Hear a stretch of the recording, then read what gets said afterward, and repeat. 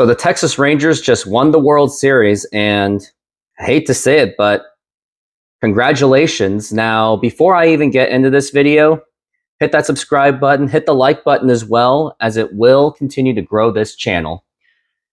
Yeah, so I'm going to say that as much as a Mariners fan as it hurts to see the Texas Rangers win the World Series before the Mariners do, and now leaving the Mariners as the only team in the American League West division to not win the World Series.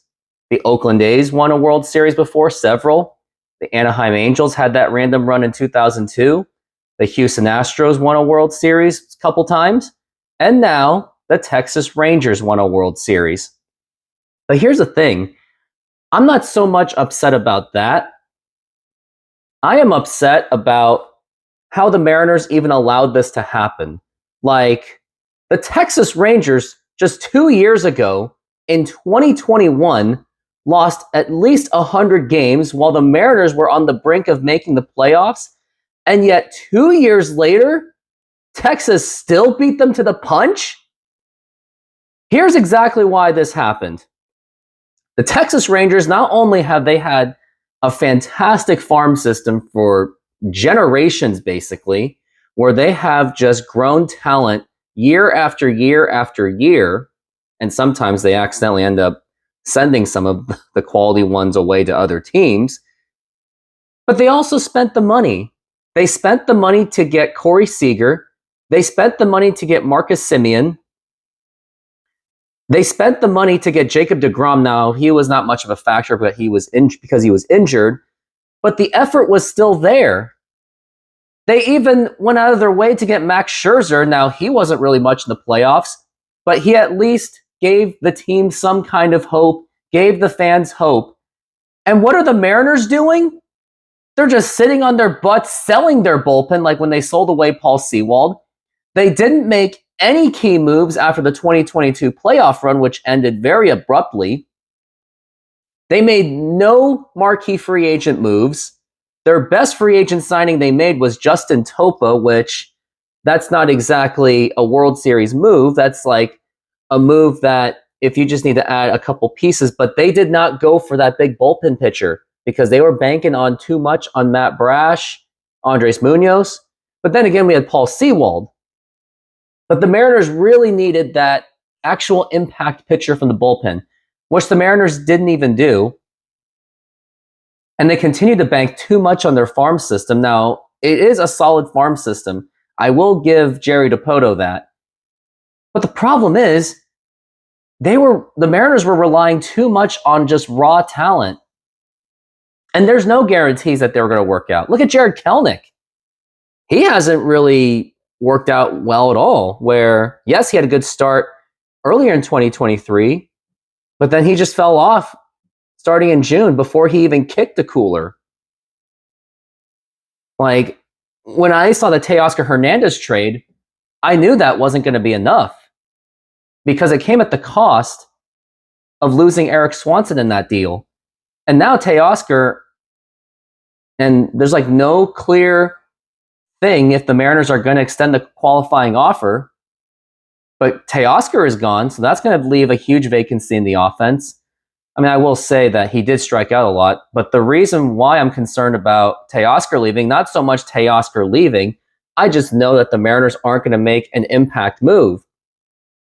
And just by this whole thing, the Mariners should be embarrassed by this. They allowed a team that lost 100 games 2 years ago to win the World Series just 2 years later. And how many years are we in this rebuild for the Mariners since 2019?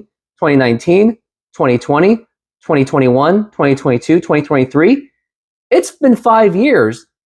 And for a team of this caliber, this should be a regular World Series contender.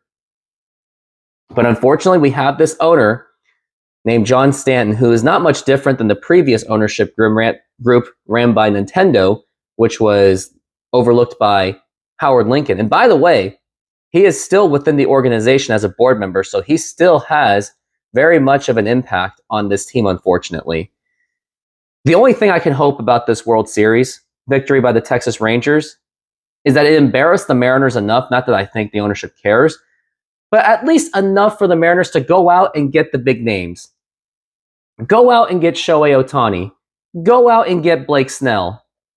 Even go out and try to see if you can get Cody Bellinger, even though he is a Scott Boras client, and I don't really like the Scott Boras players. But they got to do something. Like, if they do exactly like what they did in the 2022 to 23 offseason, it's going to be the same exact result. And you might see the likes of like Cal Raleigh, Jared Kelenic demanding trades, because these core players aren't going to last forever. We've got Julio Rodriguez. Yes, he's locked in for many years, but what about the other core players? What about Logan Gilbert? What about George Kirby? What about Cal Raleigh? What about all those other young guns? What about Jared Kelenic? If they all still play at an all-star level, they're going to be expecting big contracts, and I don't see the Mariners retaining all of them. And we have seen this before, where in the 1990s, the Mariners with that core of Ken Griffey Jr., Alex Rodriguez, Edgar Martinez, Randy Johnson, Jay Buhner, the Mariners still found a way to not even make it to the World Series, or not even get close, other than 95, because of the ownership's cheapness. And because of that cheapness mentality, they lost Alex Rodriguez. They lost Ken Griffey Jr., even though Griffey, yes, he was offered a big contract, but that part didn't really matter. They lost Randy Johnson. And with the way with this ownership is operating, I expect the Mariners not to retain even half of them. Like, I expect Logan Gilbert gone. Maybe George Kirby will be gone. A lot of other guys that I don't expect, which is why it may be tough to even attract a free agent to this city, knowing that ownership is just cheap. And I get it. It's not an easy job to be an owner. But if you're the one that has that job, and I don't like that cliche of like, oh, it's a very tough job. I don't care. If you signed up to be an owner of a sports team, you do have a responsibility of putting together the winning product. Now, yes, making profit is important. You don't want to completely go out of business or anything, which I don't see that happening. Like, it's not like the Mariners are going to fold if the Mariners go over the budget. But look at Texas. They took the risk, and they won the World Series. And next thing you know, all we have is a general manager named Jerry Dipoto saying that we are doing the fan base a favor. Well, I don't feel like I'm being done any favors. But in the offseason, they better go get Shohei Ohtani. Yes, he's going to cost like a leg and an arm and organs. But think about the return of investment. You're going to get the Japanese crowd to travel all the way to America just to watch Shohei Ohtani, all the way to Seattle. All those dollars that were in Anaheim, they will go up to Seattle. Think of the sponsorships, national attention, national games. Get Shohei Ohtani to Seattle. And Ichiro, if I were you, you should be part of that too. Be part of those conversations. But those are my thoughts on this World Series champion done by the Texas Rangers. Now, again, I'm not mad at them. I'm not jealous. I don't hate Texas. I actually respect Texas. It's just the frustrations of this incompetent and cheap ownership group that refuses to put together a winning ball club. But once again, those are my thoughts. Thanks for watching. And here's to the offseason of the Mariners.